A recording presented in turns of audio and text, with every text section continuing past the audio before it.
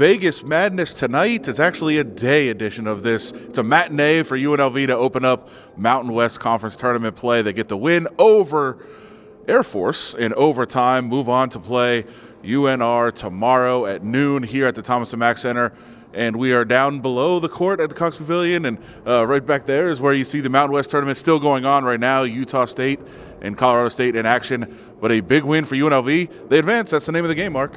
It is. It's 97-90 in overtime, and they came in off a 5-game losing streak, so this is big for them. And to see them respond in overtime after losing the lead with a 12-point run to put it away, I think says a lot with them being able to put the pass behind them and just focus on what they had to do. And now they're going to play UNR, and obviously that's a much different challenge for them. But they did what they had to do today, and then they worry about UNR tomorrow.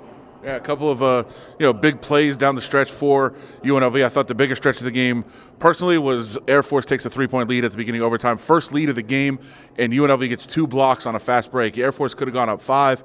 Instead, UNLV keeps the game at 3. They come down, hit a 3 to tie the game, and then kind of take over from there. UNLV had a nice lead during the game, let it get away.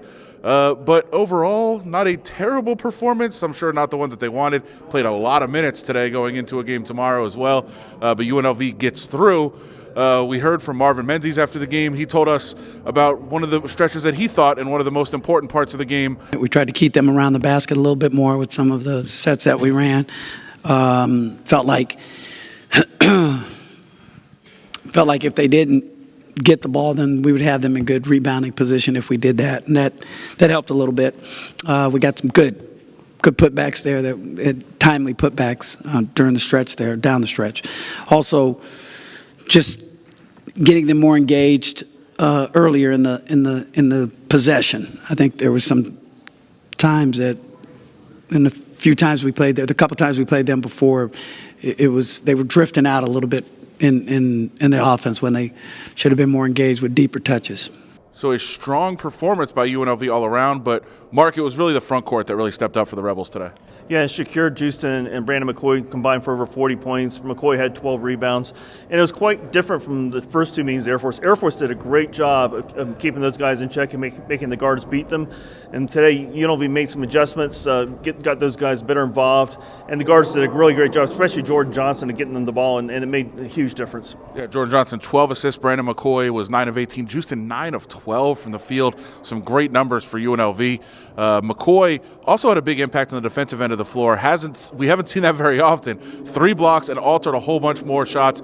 And Dave Pilipovich after the game said he thought he was the biggest factor, and he doesn't want him around here anymore.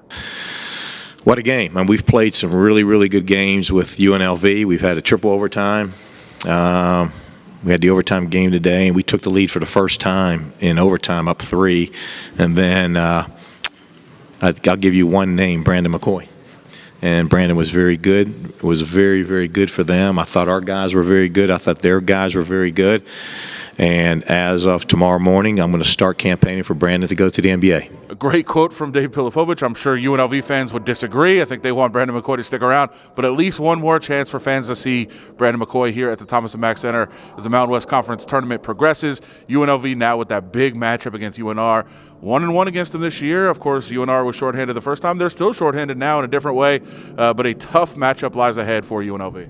Yeah, we saw what the Wolfpack did last time they were in this building. So that's the danger. If they get them one of those rolls, they start hitting those outside shots, and UNLV struggling again from outside, then this game could get away quickly. But if UNLV plays with the effort it did tonight and more the efficiency that you saw tonight as opposed to the past few games, then maybe they'll kind of hang around, and that's it's. They got to keep the game close to have any kind of shot to steal it. There you go. So we'll be out here for that. Make sure you keep it tuned. Follow us at Vegas Madness hashtag.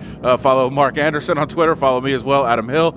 And we'll be all around town with all of our reporters. The Pac-12 tournament going on right now. We got the WAC getting ready to kick off. Mountain West here continues all the way through Saturday, and we'll be here for all of it. So follow along with Vegas Madness.